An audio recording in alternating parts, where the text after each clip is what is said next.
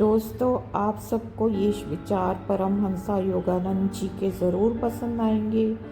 हर एक पति के शादीशुदा ज़िंदगी में ये एक बहार बन के आएंगे। तो आप एंड तक बने रहिएगा, आप ध्यान से सुनिएगा। एआई वॉइस नहीं यूज़ किया है, मेरा ओरिजिनल वॉइस है। तो आप अब अगर इसको ध्यान से सुनेंगे तो आपके जीवन में भी मुझे 100% गारंटी है कि आपकी शादीशुदा ज़िंदगी कहीं भी ज़्यादा कोई स्ट्रगल चल रहा हो या कुछ भी, तो उसमें से आप बाहर आ जाएंगे। तो प्लीज़ ध्यान से सुनिएगा, और अगर आपको पसंद आए तो आप लाइक और सब्सक्राइब करके शेयर भी करिए, ताकि औरों की ज़िंदगी भी ये संवर सके। आजकल टेंशन, और आप देख रहे हो इतने सारे डिवोर्स हो रहे हैं, तो उसमें ये काफ़ी आपको काम आएगा, जिसके जीवन में कुछ हलचल मची हुई है, शादीशुदा ज़िंदगी में कुछ कमी है। तो आइए सुनते हैं। दोस्तों, आपने कभी सोचा है कि जिस व्यक्ति के साथ आप अपना जीवन बांट रहे हैं वह यूं ही नहीं आया, वो सिर्फ किसी डेटिंग ऐप का नतीजा, किसी परिवार की मर्जी या समाज का नियम भर नहीं है। वो आपके जीवन में इसलिए आया है क्योंकि आपकी आत्मा और उसकी आत्मा का रिश्ता इस जन्म से कहीं पुराना है। परमहंसा योगानंद कहते हैं, आपका जीवन सिर्फ घटनाओं का मेल नहीं है, यह आपके कर्मों का सटीक परिणाम है। और जब बात पति की आती है तो यह कर्म का सबसे गहरा और संवेदनशील रूप होता है। हम ये मानते हैं कि शादी एक सामाजिक बंधन है, लेकिन सच्चाई यह है कि शादी आत्माओं का पूर्ण मिलन है। एक समय, किसी और युग में, किसी और जन्म में आप वह आत्मा जिससे आज आप अपनी पत्नी कहते हैं साथ है, शायद प्रेमी थे, शायद मित्र थे, शायद रिश्तेदार थे। और उस समय जो अधूरी कहानियाँ रह गई, जो वादे पूरे नहीं हुए, जो सुख या दुख आपने एक दूसरे को दिए, वह सब ब्रह्मांड ने अपने अदृश्य रजिस्टर में दर्ज कर लिए। लेकिन रुकिए दोस्तों, आपके लिए इतनी मेहनत करते हैं वीडियो बनाने में, तो आप वीडियो को एक लाइक और एक प्यारा सा कमेंट तो आप कर ही सकते हो। चैनल को सब्सक्राइब करके कमेंट में बताओ कि आप ये वीडियो कहाँ से देख रहे हो। चलिए वीडियो में आगे बढ़ते हैं। यह ब्रह्मांड बड़ा अद्भुत है, यह कभी भूलता नहीं। हर मुस्कान, हर आंसू, हर स्पर्श, हर चोट सब गिनता है, और फिर सही समय आने पर आपको इसी आत्मा से दोबारा मिलवाता है। क्यों? ताकि या तो आप अधूरा प्रेम पूरा कर सके या अधूरी शिक्षा पूरी कर सके। कभी कभी यह मिलन मीठा होता है तो कभी यह मिलन दर्दनाक, लेकिन दोनों ही रूप में यह आत्मा की यात्रा का हिस्सा होता है। परमहंस योगानंद कहते हैं कि जब हम किसी व्यक्ति को देखते हैं और उसके साथ तुरंत एक गहरा जुड़ाव महसूस करते हैं, वो सिर्फ आकर्षण नहीं, वो स्मृति है। वो आपकी आत्मा की याद है जो कह रही है, मैं तुम्हें जानती हूँ, हम पहले भी मिले हैं। और यही कारण है कि कुछ लोग हमें तुरंत अपने जैसे लगने लगते हैं, जबकि कुछ कितनी भी कोशिश कर ले हमारे दिल में जगह नहीं बना पाते। आपकी पत्नी आपके कर्म का सीधा आईना है। जो सुख या दुख आपके किसी जन्म में बोया, उसका फल आप इसी जन्म में उसकी संगति में काटते हैं। अगर आपने पिछले जन्म में उसे प्रेम दिया, उसका साथ निभाया, उसके दुख में आप उसका हाथ को थामे रहे, इस जन्म में वह आपके जीवन में खुशियों का स्रोत बनेगी। लेकिन अगर आपने उसे ठुकराया, उसके भरोसे को तोड़ा या उसके प्रेम को ठुकराया, तो इस जन्म में शायद वह आपके जीवन में कठिनाइयों का कारण भी बन सकती है। यह सुनकर कई लोग डर जाते हैं, लेकिन असल में ये डरने की नहीं, जागने की बात है। क्योंकि पत्नी सिर्फ आपके कर्म का परिणाम नहीं, बल्कि आपके भविष्य का बीज है। जिस तरह आप आज उसके साथ रहते हैं, जिस तरह आप उसे सम्मान, प्रेम और सुरक्षा देते हैं, उसी तरह आपका अगला जन्म आकार लेगा। पौराणिक कथाओं में भी यह बात बार बार आती है। महाभारत में सावित्री और सत्यवान की कथा इसका अद्भुत उदाहरण है। सावित्री अपने पति सत्यवान को मृत्यु से बचाने के लिए यमराज के सामने खड़ी हो जाती है। यह सिर्फ प्रेम की जीत नहीं थी, यह आत्माओं के उस गहरे संबंध की शक्ति थी जो पिछले कई जन्मों में संचित हुई थी। उसी तरह रामायण में सीता और राम का रिश्ता, चाहे वह वनवास के कष्ट हो या लंका की अग्नि परीक्षा, यह सब उनके कर्म और आत्मा के पुराने वचनों का परिणाम था। परमहंस योगानंद कहते हैं कि जीवन में जो भी व्यक्ति आपके करीब आता है वह आपको कुछ सिखाने आता है, और पत्नी तो वह आत्मा है जिसे ईश्वर ने आपके साथ बनने लंबा समय बिताने के लिए चुना है। वह आपके सबसे गहरे दोष को देखेगी और आपकी सबसे ऊंची अच्छाइयाँ भी। वह आपको गुस्से में भी देखेगी और टूटे हुए भी, हंसते हुए भी और रोते हुए भी। और इसी प्रक्रिया में वह आपके भीतर छुपे अहंकार, आलस्य और डर को तोड़कर आपको आत्मिक रूप से परिपक्व बनाएगी। कई बार हम सोचते हैं कि हमारी पत्नी हमारे जीवन में रुकावट है, जबकि असल में वह हमारी आत्मा की गुरु होती है। उसकी बातें, उसके सवाल, उसकी शिकायतें, ये सब हमारे भीतर झांकने का मौका देते हैं। यह हमें मजबूर करती हैं कि हम अपने भीतर के दोष देखें और उन्हें सुधारें। अब सवाल यह है कि अगर पत्नी आपके कर्म का हिस्सा है तो क्या हम इससे बदल सकते हैं?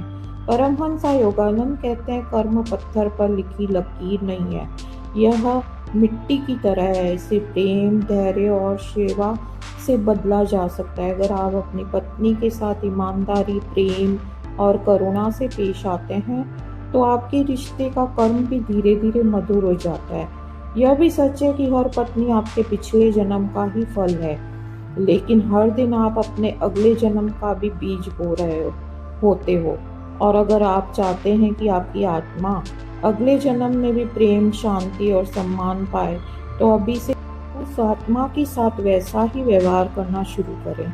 शायद ये सोचने वाली बात है कि हम अपने बिजनेस, अपने दोस्तों, अपने सोशल मीडिया के लिए इतना समय निकालते हैं, लेकिन उस आत्मा के लिए नहीं जिसे ईश्वर ने हमारे सबसे करीब रखा है। और यह भी सोचने की बात है कि क्या हम अपनी पत्नी को सिर्फ एक जिम्मेदारी मानते हैं या ईश्वर द्वारा भेजी गई एक आत्मा जो हमें हमारे कर्म पूरे करने में मदद कर रही है। आप पत्नी ही आपका कर्म है। वह आई है आपको आईना दिखाने, आपको बदलने, आपको सिखाने। और जब आप इसे समझ लेते हैं तो रिश्ता सिर्फ पति पत्नी का नहीं रहता, वो एक आत्मिक साझेदारी बन जाता है जिसमें दोनों आत्माएं मिलकर अपने कर्म का हिसाब चुकाती हैं और अगले स्वर्ग के लिए खुद को तैयार करती हैं।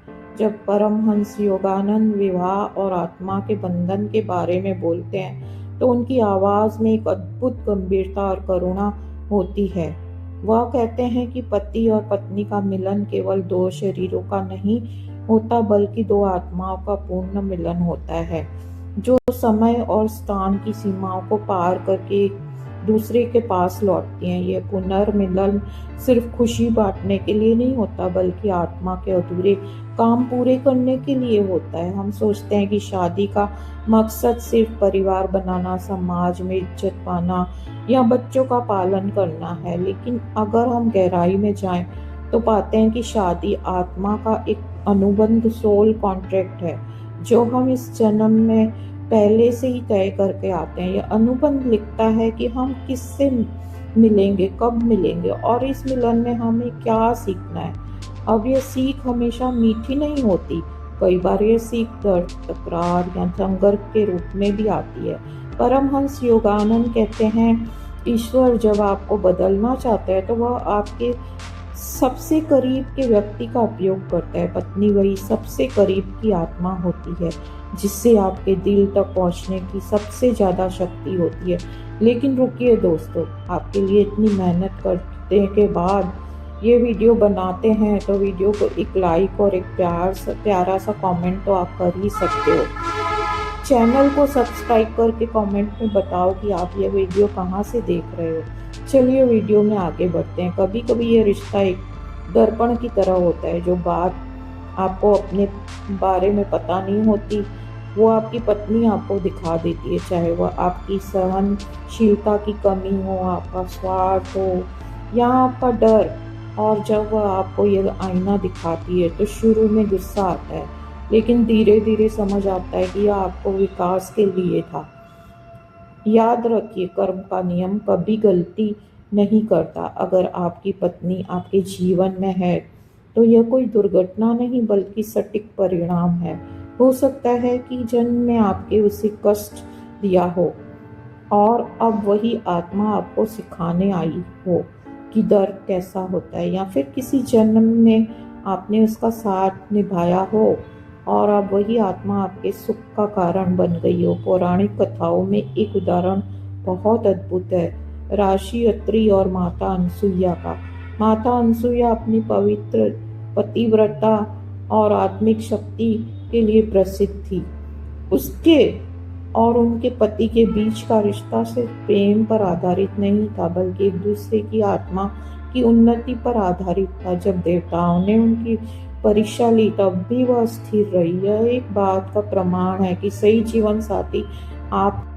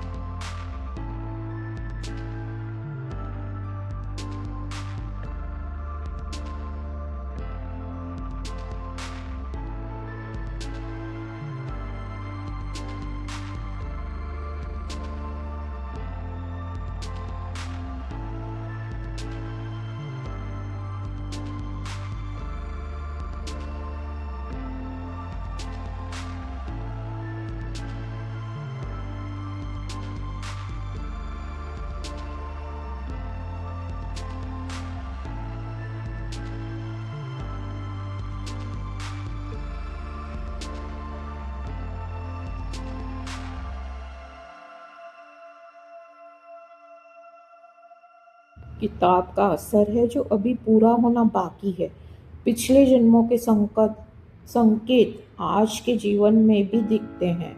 जो हो सकता है आपको अपनी पत्नी से पहली मुलाकात में ही एक अजीब सा अपनापन महसूस हुआ हो, जैसे आप उसे बरसों से जानते हैं, या फिर हो सकता है कि कुछ परिस्थितियां में आप दोनों के बीच बिना कारण बहस हो जाती हो, मानो कोई पुराना झगड़ा फिर से उठ खड़ा हुआ हो। यह सब आत्मा की यादें हैं जो अवचेतन स्तर पर आपके भीतर काम कर रही होती है। पौराणिक दृष्टांत इस बात को बार बार साबित करते हैं। उदाहरण के लिए शिव और पार्वती की कहानी लीजिए। पार्वती का जन्म, तपस्या और शिव से विवाह, यह सब उसके पिछले जन्म के अधूरे मिलन का परिणाम था। जब वो सती के रूप में जन्मी थी और शिव से प्रेम करती थी, उस जन्म में उसका रिश्ता अधूरा रह गया, लेकिन अगले जन्म में ब्रह्मांड ने उन्हें फिर मिलवाया। यह दिखता है कि आत्माएं अपना रास्ता ढूंढ ही लेती हैं, चाहे उसके लिए कितने भी जन्म क्यों ना लेने पड़े। परमहंस योगानंद बताते हैं कि अगर पति समझ ले कि उसका रिश्ता एक आध्यात्मिक अनुबंध है, तो उसका दृष्टिकोण बदल जाएगा। तब शिकायतें कम हो जाती हैं और सीखने की प्रवृत्ति बढ़ जाती है। उदाहरण के लिए, अगर पत्नी आपको किसी गलती पर टोकती है तो आप इसे आलोचना नहीं बल्कि सुधार का अवसर मानते हैं। अगर वह आपको किसी काम में रोकती है तो आप सोचते हैं कि शायद वह आपको किसी बड़े नुकसान से बचा रही है। लेकिन इसका मतलब यह नहीं है कि हर रिश्ता आसान होता है। कई बार पति पत्नी का रिश्ता बेहद चुनौतीपूर्ण भी हो सकता है। योगानंद जी कहते हैं कि जब आत्मा को बहुत तेजी से आगे बढ़ना होता है तो उसे कठिन रिश्तों में रखा जाता है। इसका कारण यह है कि सुख में हम आराम करते हैं, लेकिन संघर्ष में हम सीखते हैं। इसलिए अगर आपकी पत्नी के साथ आपका रिश्ता कभी कभी चुनौतीपूर्ण लगता है, तो इसका मतलब यह हो सकता है कि ईश्वर आपके भीतर किसी बड़े बदलाव की तैयारी कर रहा है। एक असली घटना योगानंद जी ने सुनाई कि उनके एक शिष्य की शादी बहुत कठिन थी। पत्नी गुस्सैल स्वभाव की थी और अक्सर उसे डांटती थी। एक दिन वो शिष्य परमहंस जी के पास गए और बोले, गुरुदेव, मैं इस रिश्ते से थक गया हूँ। तो परमहंस जी ने मुस्कुराकर कहा, वह तुम्हें नहीं सताती तो तुम्हें तराश रही है, जैसे पत्थर को तराश कर हीरे में बदला जाता है। कुछ साल बाद वही व्यक्ति बेहद धैर्यवान और शांत स्वभाव का हो गया। उसने कहा, अगर मेरी पत्नी वैसी ना होती तो मैं इतना बदल नहीं पाता। यही कर्म का कमाल है। जो हमें लगता है कि हमारे खिलाफ है, वही हमारे लिए सबसे बड़ा वरदान बन सकता है। अब एक और गहरी बात, आपकी पत्नी सिर्फ आपके कर्म का नतीजा नहीं है, वह आपके कर्म को बदलने का जरिया भी है। अगर आप इस रिश्ते में प्रेम, सेवा और क्षमा को बढ़ाते हैं तो पुराने नकारात्मक कर्म धीरे धीरे भूलने लगते हैं। परमहंस जी कहते हैं कि सदा प्रेम पुराने पापों को भस्म कर देता है, क्योंकि प्रेम ईश्वर का ही दूसरा नाम है। तो अगर आप चाहते हैं कि आपके अगले जन्म में यह आत्मा आपके जीवन में और भी मधुर रूप में आए, तो आज से ही उसके साथ वैसे ही पेश आए जैसे आप ईश्वर के साथ पेश आते हैं। उसकी देखभाल, सम्मान और सुरक्षा को अपना कर्तव्य माने। उसके सपनों को पूरा करने में मदद करें। उसके दुख को अपना दुख समझें और उसके सुख में सच्ची खुशी महसूस करें। और अगर कभी लगता है कि रिश्ता मुश्किल हो रहा है,